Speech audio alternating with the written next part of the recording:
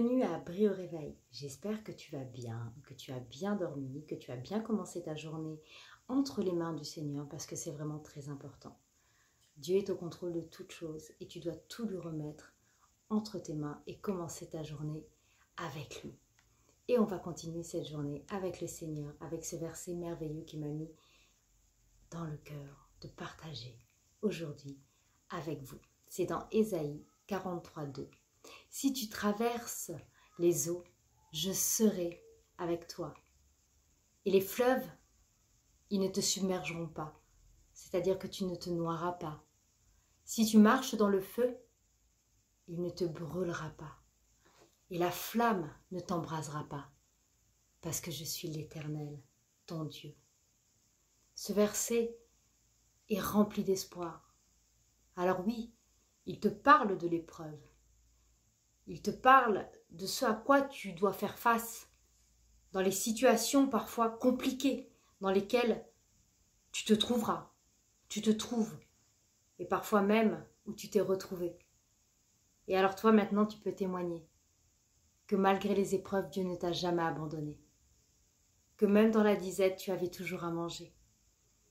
Quoi que tu traverses dans la vie, même si tu as l'impression d'être au bout, de ne pas y arriver,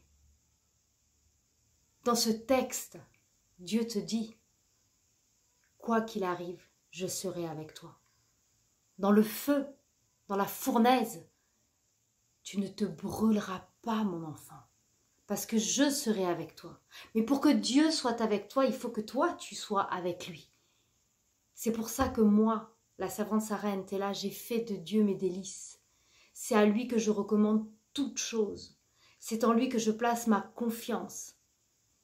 Parce que je reconnais que sans Dieu, je ne suis rien. Sans Dieu, je ne peux rien. Et quand je traverse des moments difficiles, que je suis fatiguée, que je suis à bout et que j'ai l'impression que je ne verrai pas, comme on dit, le bout du tunnel, je garde ma foi et je garde mon espérance en l'Éternel. Parce que je sers un Dieu qui ne ment pas. Un Dieu que quand il dit quelque chose, la chose s'accomplit. Mais quand je fais un vœu à l'Éternel, je dois le garder dans mon cœur et l'accomplir et le mettre en pratique. C'est une relation. Au-delà d'une religion, c'est une relation avec Jésus. J'apprends à le connaître, à savoir ce qu'il aime, ce qu'il attend de moi. Et lui attend aussi, donc des choses de moi, pardon, mais moi aussi j'attends des choses de lui. Je crie à lui, je demande au Seigneur de m'aider. Je demande au Seigneur de me relever de son bras droit quand je n'y arrive plus, quand je sens que je suis au bout de mes forces. Et même quand je vais bien, je rends grâce à Dieu, parce que je sais une chose, que si je vais bien, c'est par la grâce de Dieu. Si je suis là ce matin à vous parler de l'Éternel, de ce qu'il fait et de ce qu'il fera dans la tempête, c'est parce que j'ai rencontré le Seigneur. Je sais de quoi il est capable.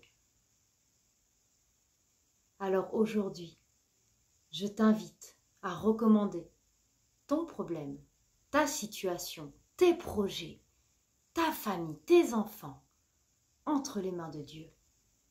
De recommander cette fin d'année entre la main de Dieu. Et il est et il sera ainsi avec toi. Toquez et je vous répondrai.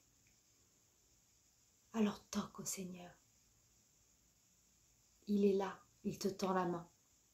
Tu n'es pas seul dans ton problème. Je ne sais pas ce que tu es en train de traverser. Mais dis-toi une chose, tant que Dieu, je dis bien tant que Dieu n'a pas dit son dernier mot, continue à croire.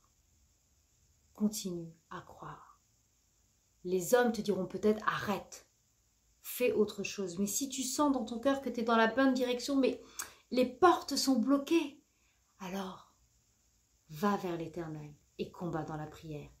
Que Dieu te bénisse, je te souhaite une excellente journée et profite de ces fêtes de fin d'année pour te rapprocher des tiens, d'aller vers ceux qui sont seuls aussi en cette période-là.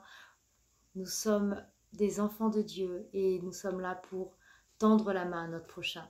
Que Dieu vous bénisse, excellente journée et demeurez dans la prière en tout temps, en toutes circonstances. C'est là où se trouve ta victoire.